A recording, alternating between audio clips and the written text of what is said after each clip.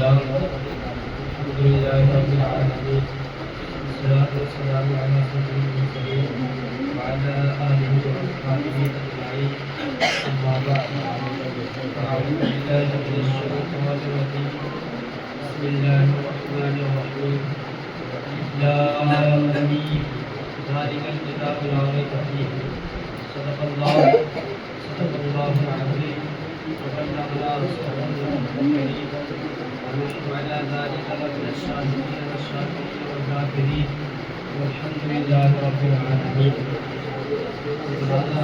اسلامیہ ابھی میں نے اس مہینے کریمہ کی تلاوت کو شروع کیا ہے. اس کا شروع کرنے سے پہلے ہفتہ و مناسب سمجھ رکھ کے ہم اور اپنی آپ کا انعامدار مدینے کی تاجدار دونوں عالم کی مقدار جناب حضرت مجتبیٰ مصطفیٰ صلی اللہ علیہ وسلم کے بارے میں بات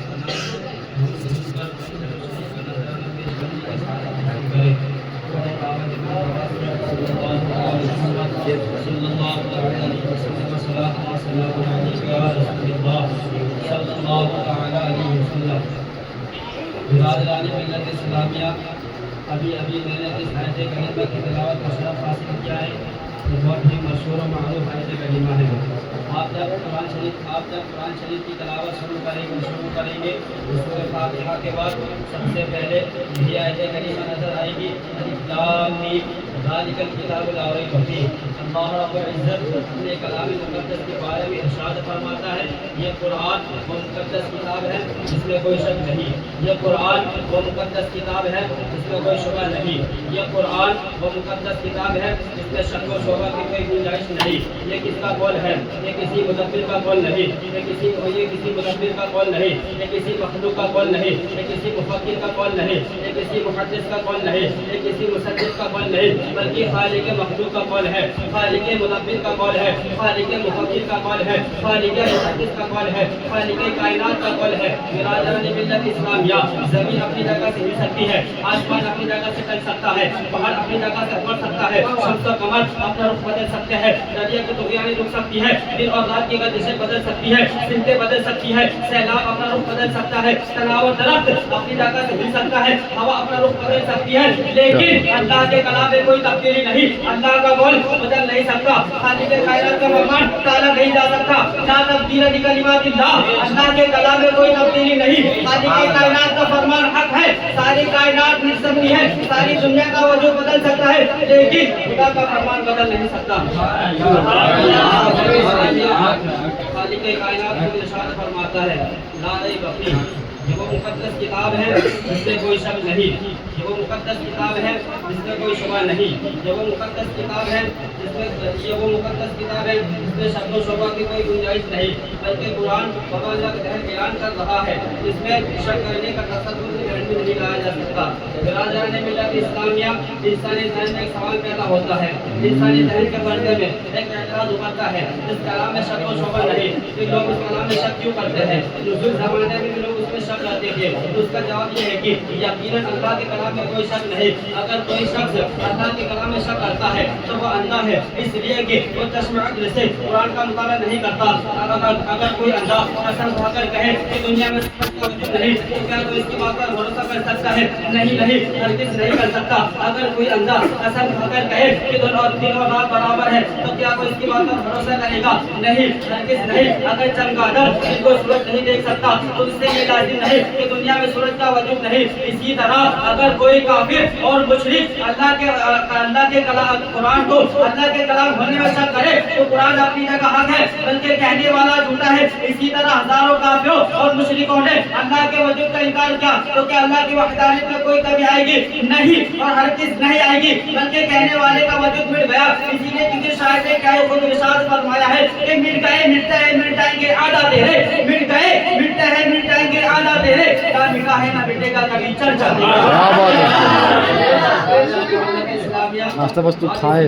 نہیں ہو جاتی اس میں کوئی شک نہیں، بات اسی پر ختم نہیں ہو جاتی اس میں شک و شبہ کی کوئی گنجائش نہیں، بلکہ قرآن دنیا والوں کو خدا چیلنج دیتا ہے وَإِن كُنتُمْ فِي رَيْبٍ مِّمَّا نَزَّلْنَا عَلَىٰ عَبْدِنَا فَأْتُوا بِسُورَةٍ مِّن مِّثْلِهِ وَادْعُوا شُهَدَاءَكُم مِّن دُونِ اللَّهِ إِن كُنتُمْ صَادِقِينَ۔ اگر تم شک کرتے ہو اس کلام کے بارے میں جو ہم نے اپنے پیارے محبوب داعیہ غیوب حکمت مجتبیٰ محمد مصطفیٰ صلی اللہ علیہ وسلم کے اوپر اتارا تو اس کے مثل ایک صورت بنا کر پیش کرو اور اپنی مدد کے لیے اللہ کے علاوہ تمام دوست احباب کو بلا لو اگرچہ تم سچے ہو۔ برادران ملت اسلامیہ، قرآن کا چیلنج آج بھی موجود ہے لیکن کوئی انسان قرآن کا چیلنج قبول نہ کر سکا۔ شک کرنے والے شک کرتے رہے لیکن اپنے دعوے کے لیے کوئی دلیل نہ لا سکے۔ اللہ تعالیٰ کا فرمان علی شان ہے، اللہ تعالیٰ کا فرمان علی شان ہے، اگر تم شک کرتے ہو تو قرآن سورت کی طرح ایک سورت بنا کر پیش کرو۔ قرآن میں 114 سورتیں ہیں، تم صرف ایک سورہ بنا کر لاؤ، پورا قرآن نہیں، صرف ایک سورہ بنا کر لاؤ، ایک منزل نہیں، صرف ایک سورہ بنا کر لاؤ، ایک پارا نہیں، صرف ایک سورہ بنا کر لاؤ، ایک رکوع نہیں، صرف ایک سورہ بنا کر لاؤ، سورہ بقرہ نہیں بلکہ اس سے بھی چھوٹی سے چھوٹی کوئی سورت بنا کر لاؤ،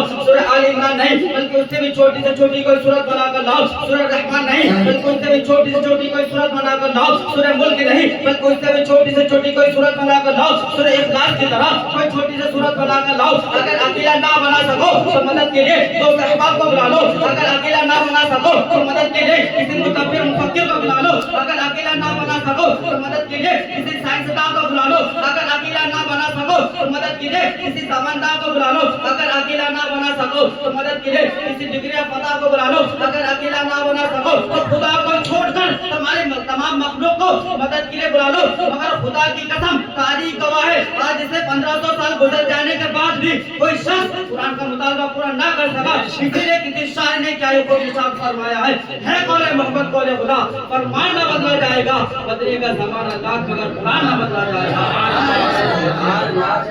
ملت اسلامیہ، اللہ تعالیٰ عالم الغیب ہے، وہ جانتا تھا کہ کوئی بھی شخص قرآن کا مطالبہ پورا نہیں کر سکتا، اس لیے چیلنج دینے کے بعد اس کا نتیجہ بتایا فَإِلَمْ تَفْعَلُوا وَلَنْ تَفْعَلُوا، اگر تم بنا کر نہ لائے اور ہرگز نہیں لا سکتے تو اس کا انجام کیا ہوگا، وہی بیان فرما رہا ہے فَاتَّقُوا النَّارَ الَّتِي وَقُودُهَا النَّاسُ وَالْحِجَارَةُ، اس آگ سے ڈرو جس کا ایندھن لوگ اور پتھر ہے۔ آخر میں اللہ رب العزت نے فرما دیا کہ قرآن میں شک کرنے والا کافر اور مشرک ہوگا، اگر کوئی مسلمان قرآن میں شک کرے گا تو وہ کافر ہو جائے گا۔ عدت للکافرین، دردناک عذاب کافروں کے لیے تیار کیا گیا ہے۔